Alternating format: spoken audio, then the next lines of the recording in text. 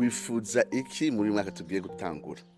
Icifuzo c'ibihe vyose camaho kuwizera nuko ivyifuzo vyacu vyama bishushanijwe n'ivyifuzo vy'umwami wacu Yesu Kristo. None umwami wacu agomba iki? Yifuza iki? Bitwereka yuko hari ivyifuzo bibiri nyamukuru umwami wacu adufiseko. Ubwa mbere nuko abatizera bamenya Imana imwe rudende n'uwo yarungitse Yesu Kristo. Yohana 15:17 ku murongo wa 3. Kubizera nuko barushiza kwama cane ivyamwa ngo data ashimagizwe. Yohana 15 ku murongo w'umunani. None nibiki Imana yaduhaye nk'abizera bidushoboza kwama ivyamwa vyinshi kubwo cero ca data? Zaburi 23 iradufasha, ariko katuvuga umurongo wa 2 turabe Dawidi ingene atufasha kubona ivy'Imana yatanze kugira ngo dushoboze kwama ivyamwa vyinshi. Ubwa mbere avuga ngo amvyagiza mu cyacu bwatsi butotahaye, andongo iruhande y'amazi asuma. Ninde abikora? Amvyagiza, niwe abikora. Gukura kwacu nikugaze kutwigoro twacu, nikugaze ku nkomezi zacu, nikugaze ku mwitwariko mwinshi wacu. Nahari vyiza kugira mwitwariko ko gukura mu buryo bw'imwema, ariko bihagaze kuri we akora ico gikorwa muri twebwe. Niwe areba muri twebwe ukwifuza no gushitsa ivy'Imana igomba.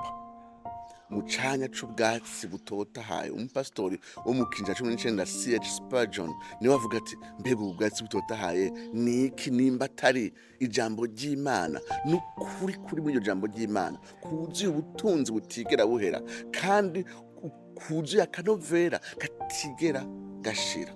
Gatatu, andongo iruhande y'amazi adasuma. Uwo mupastori nyene w'umwongereza abaza ati, mbega ayo mazi adasuma niki nimba atari ubu n'ubushobozi bya mpwemu yera bishoboza umutima w'uwizera kwama utotaye, unaguka, kandi wama ivyamwa.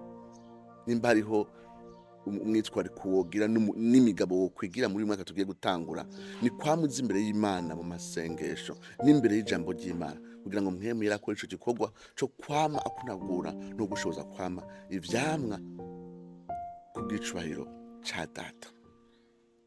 Mbega none twokwiga ijambo ry'Imana gute? Umupastori, umuteologien, indongozi ya reforme mu kinja 16 Martin Luther araduhereza ibanga ry'ingene wewe yabigenza. Avuga ati, jewe niga Bibiliya kujya k'umurimyi agenda kwamura ivyamwa yavyise wewe yakuvuga le pomme. Ati anyiganza amashami yose agize ico giti, ivyamwa bigakoragurika gaca vyegeranya. Ivyo navyo bigereranya no gusoma igitabo kimwe cyo muri Bibiliya. Yuko iyo gisomye igitabo kimwe cyo muri Bibiliya ugaheza Bibiliya biguheza igicapo ciza, kandi ukamura ugakuramwo ukuri kwinshi, kandi biciye muri ico gicapo rusange. Ubwa kabiri atumurimye araduga kuri ico giti akitonda, akarako atacanga na kimwe cinyegeze musi y'ishami, musi y'amababi. Ivyo navyo bigereranya no gufata umwanya wagutse ku mirongo mike kugira ngo yige ko uyirimbure ko uyitegereze cane. Ibigene nivyo tumaze imyaka myinshi. Programme ya Green Pastures ya Little Flock Ministries iherekeza abantu benshi gusoma Bibiliya yose no gutahura no kurimbura ku mirongo mikenya, kandi ku munsi muri mwaka tugiye gutangura. Ndakwifurije gukora ino programme. Ushobora telechargea application yacu ya Green Pastures ukoresheje Google Play Store canke App Store, cyangwa ukoresha navigateur internet yose, ukoresha Chrome canke Internet Explorer, ukandika greenpastures.be. uhasanga iki? Uhasanga uburyo butatu bushobora gufasha gusoma Bibiliya. Uhitamwo ubushobora gukorohera kumbure gusumba bivanye n'ibihe uri kuracanga. Ubwa mbere ushobora gusoma isano rya kera gusa uyu mwaka wose, ugahera usubitse bya kera mu gusoma ibice bibiri ku munsi kuva kwa mbere gushaka kwa gatanu, weekend itarimwo.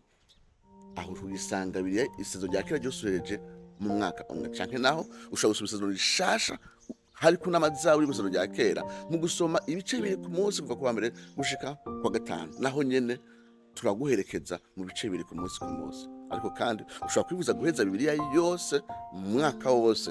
Naho nyene fata ibice bibiri by'umusezerano rya kera twatanze n'ibindi bice bibiri by'umusezerano rishasha twatanze, usoma ibice bine ku munsi kuva kwa mbere gushika gatanu, usanga Bibiliya yose wayirangije. Kuri iyo application uzohasanga intangamara y'igitabo cyose cyo muri Bibiliya, uhasanga amajambo twagufashije agushoboza kurimbura imirongo mikeya kuri uwo munsi. Uri kusoma isezerano rya kera tugufasha kubona ngene Kristo aseruka muri ico gisomwa c'uwo munsi. Hanyuma udufashe tumenye kuri kurasoma mu guklika ahantu handitse ngo ndiko ndasoma, canke ushobora no gusangiza abandi vyagufashije mu gukika ahantu handitse ko ico ndabivugako. Ibi vyose biradufasha cyane rwose kugusangira umwaka uryoshe wo kwiga no kumenya Imana biciye n'ijambo ry'Imana. Wibuke gusangiza abandi iyi application yacu ya Green Pastures, hamwe no kuja mu magroupe ya Whatsapp aho abantu basangira ibisomo byo ku munsi. Murakoze.